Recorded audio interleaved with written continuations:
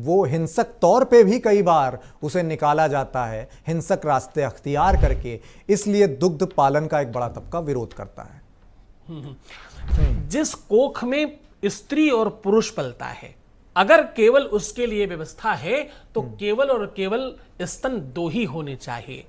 2 से अधिक अगर स्तन मिले हैं, इसका सीधा तात्पर्य यह है समाज के लिए, संसार के लिए, उसके पालक के लिए, जो उसे पाल रहा है, उसकी व्यवस्था के लिए वो संसाधन है। पूज्यपाद शंकराचार्य जी को परम ज्ञान हुआ कहां से, ब्रह्म ज्ञान मिला कैसे? यहीं से प्राप्त हुआ कि जब मां के पास हमारे जन्म से पहले मेरे उदर पूर्ति की व्यवस्था थी, तो अब हमको भीख मांगने की आवश्यकता क्या है?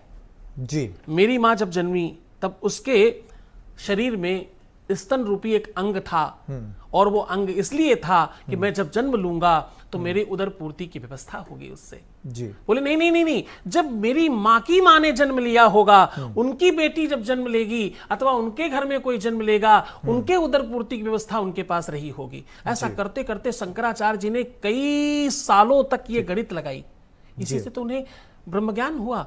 तो स्त्री और पुरुष को, नर और मादा को जन्म देने वाला 2 ही स्तन का हो सकता है, अगर केवल उसके लिए है। इससे अधिक व्यवस्था जिसके पास है, इसका सीधा तात्पर्य है कि वो पालने के लिए भी व्यवस्था की जा रही है।